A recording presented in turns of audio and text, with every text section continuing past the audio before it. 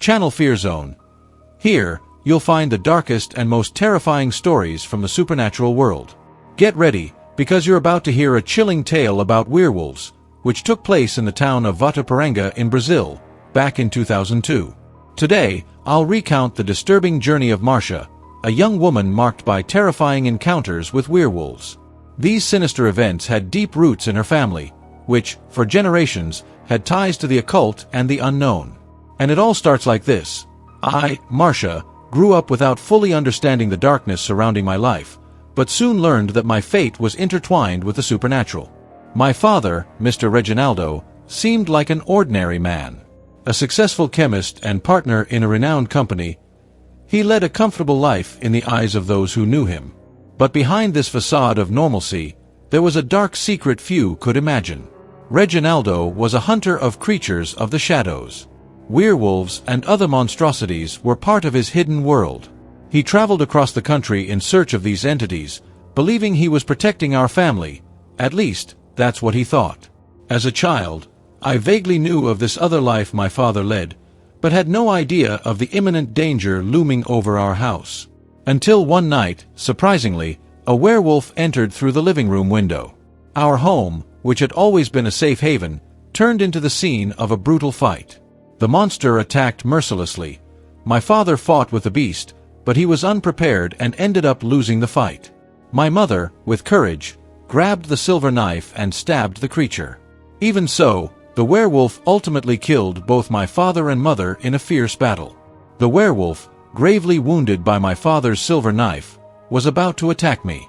I was a defenseless child, watching in terror. But what saved me was something almost trivial. I was wearing a shirt with silver buttons, which prevented the creature from coming any closer. The werewolf, already very wounded, exhausted, and weakened, removed the knife lodged in its back and began to feel dizzy. Quickly, the creature withdrew, and with its last bit of strength, it fled through the window, leaving me alone, desperate and traumatized. After that tragedy, I called the police. When the officers arrived, they saw that the type of attack seemed like it had been caused by a large animal. But, of course, they didn't believe a werewolf was behind it all. What followed were just rumors around town. People believed my parents had been attacked by a wild animal, maybe a jaguar. Many local hunters tried to track down the creature, but they never succeeded. After that tragedy, I was sent to live with my grandparents in a distant town, where I tried to rebuild my life. However, my family's dark past kept haunting me, as memories of that werewolf attack stayed in my mind. 12 years passed, and I decided to return to my parents' old house. There, among forgotten belongings and dusty books, I discovered rare volumes on werewolves and the occult. My interest in the creature that killed my parents began to grow. Memories came flooding back, and I understood what had once been a vague recollection. My father had always insisted I wear clothes with silver details. He knew what awaited me. So, I began to prepare, because now I knew the truth. The monster that destroyed my family might still be out there, waiting for me. One night, as I watched television, I was startled by a report about the mysterious disappearance of animals on several local farms. The tone of the report was already disturbing, but what really caught my attention was the testimony of one of the farmers. He claimed to have seen a creature roaming the area. The man said the creature had glowing red eyes and walked on two legs, like a man. He thought it might even be a chupacabra. I knew he was wrong. The image triggered a deep memory in me. I immediately remembered the werewolf that killed my parents, that beast with red eyes. Maybe it knew I was back in town. I knew well the details about these creatures, especially the red-eyed ones. They are monsters who made a pact with evil, lost to humanity forever. The only way to kill them is with silver weapons. And their curse, it's irreversible. As for the yellow-eyed werewolves, I knew they were temporarily cursed. Their curse could be broken, but only if the alpha, the red-eyed one, was defeated. My father's books made it clear, the red-eyed werewolves are the most powerful alphas of their packs. They still retain about 10% of human consciousness, which makes them cunning and difficult to hunt. The yellow-eyed ones, on the other hand, have only 1% of that consciousness. They are more vulnerable, but no less dangerous. As I was leafing through one of my father's old books, I came across an enigmatic photo. It was of a man I had never seen before, but the connection to werewolves was clear. That image was etched in my mind. Sometime later, on a cold and silent early morning, I was returning home after a party. When I entered, I was greeted by a scene that made my blood run cold. My furniture was overturned, belongings strewn across the floor, but nothing had been stolen. I immediately knew this wasn't the work of an ordinary thief. The sinister presence I had feared was near. I suspected the werewolf, now in human form, had broken into my house, tampered with my things, and was lurking, waiting for the right moment to strike. A dark thought consumed me. If I had been home, my parents' tragic fate could have been my own. Rage began to boil within me. I looked at the window and saw claw marks etched into the frames. I thought, whoever this person is that transforms into a werewolf, they came after me in creature form. Memories of that fateful day came flooding back with full force. The creature had returned, and now the hunt would be mine. There was no more room for fear. Vengeance was all I felt. I had to find that man who turned into a werewolf and capture him, but the big question was, who could he be? Amid the chaos, I noticed a box under the sofa, something I'd never seen before. Upon opening it, I found a .38 caliber revolver. The most frightening detail was that the chamber was loaded with 8 silver bullets. Suspicious, I took one of the bullets, scraped the surface a bit, and poured sulfuric acid on it to test. When the color didn't change, I knew for sure, those bullets were indeed silver. Exactly the type of ammunition I needed. After all, only with this could I kill the creature I so feared. The tension in the air was palpable, and I knew the moment of truth was approaching. I knew the danger I faced. I couldn't make the same mistake my parents did. I decided I wouldn't sleep in my own home anymore, avoiding being caught off guard as they were. I hid the gun in my car and started sleeping at a friend's house, where I felt safer. But each time I walked the streets, my suspicions only grew. The man who turned into a werewolf could be anyone, and worse, he could be following me. Para protegermda an atake. Utilis me coche para requerir la ciudad y volver a mi pueblo.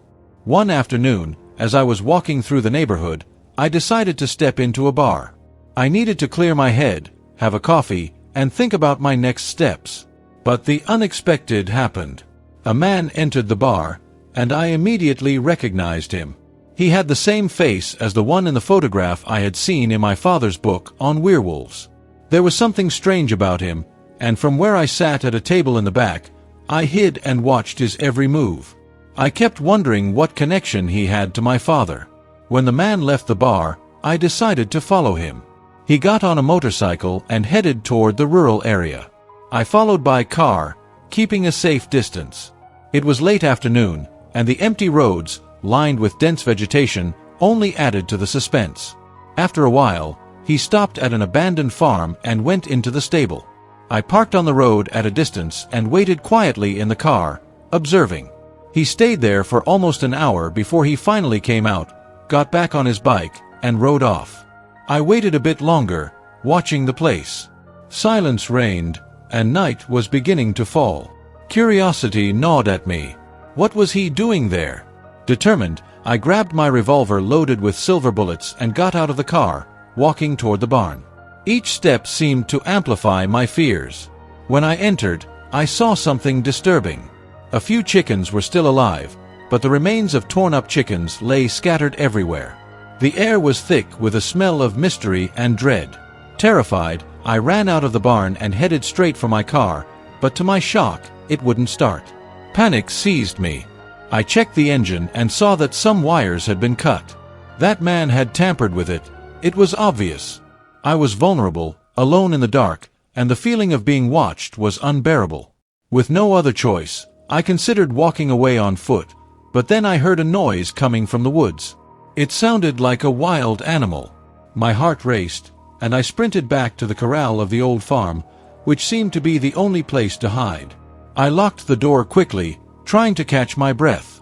The darkness outside seemed thicker, as if the surrounding trees were a living barrier, cutting me off from any chance of escape. Time passed slowly, and the tension only increased. I had the gun, but I didn't know if it would be enough. That's when the terrifying sounds began. Something outside was clawing at the wooden walls of the corral. The noise, which started softly, grew louder, and I realized that whatever it was trying to get inside. Panic took over me. I backed away, unsure of what to do. Then, whatever was outside began pulling at the corral's wood with force. A part of the wooden wall broke, creating a hole, but not large enough for it to get in. And there, in front of me, the head of a huge, furry creature appeared. Its red eyes glowed in the darkness like burning embers. At that moment, painful memories of my parents' deaths flooded my mind, and the terror I felt became almost unbearable. The creature wasted no time. Forcing its way in with terrifying intensity, I trembled with fear, knowing I had to act fast. It would soon break through more boards and enter the barn. Then, with a mix of love and hate, I raised my weapon, loaded with the precious silver bullets, and aimed at the beast. My trembling fingers nearly failed me, but my thirst for vengeance was stronger than my terror. I took a deep breath, and with a muffled cry, fired 3 shots. The first bullet hit the creature, causing it to roar in pain. Taken by surprise, it staggered back and began to flee, rising onto 2 legs, its monstrous silhouette swaying in the darkness. I ran to the opening and kept firing, watching the beast collapse to the ground. It writhed, trying to stand, but fell again. Its eyes, once shining like lights, now started to dim. I could hardly believe what I was seeing. Before me, a werewolf was dying. Terror took hold of me as I remained hidden in the stable, wondering if there might be more nearby. Unease filled me, and time seemed to drag. Even without further signs of the creature, the tension in the air lingered. When daylight finally broke through the darkness, I gathered my courage and stepped out of the stable, though a strange feeling followed me. As I stepped onto the earth, I heard groans coming from the woods, sending a chill down my spine. I followed the sound of pain and saw a trail of blood on the ground. My heart raced as I reached the end of the trail and found a naked man lying there, his body covered in wounds. I cautiously approached him, and soon I recognized him. He was the same man I had seen on the motorcycle, the one whose photo my father kept in a book. Recognition brought a mix of fear and anger. In a weak, pained voice, he confessed to being the werewolf who killed my parents. He knew he wouldn't survive, especially after being struck by silver bullets. With a strained voice, he revealed that his thirst for revenge had consumed him. But then, he told me something shocking about the group of hunters my father had been part of, wealthy men who hunted werewolves for sport, and who, in a brutal attack, had exterminated his family under my father's command. He was the only survivor of that day, and since then, he had thought only of revenge. His words hit me like a punch. Not only had he lost his family, but he was also a victim of the same cruelty that had scarred me. After sharing his tragic story, he drew his last breath, life fading from him just as daylight vanished over the horizon. A mix of relief and guilt filled me. Vengeance against the monster that had destroyed my family seemed, at last, fulfilled. With determination, I buried his body on the farm's land, as if closing a cycle of pain. When I returned home, fear came back stronger than ever.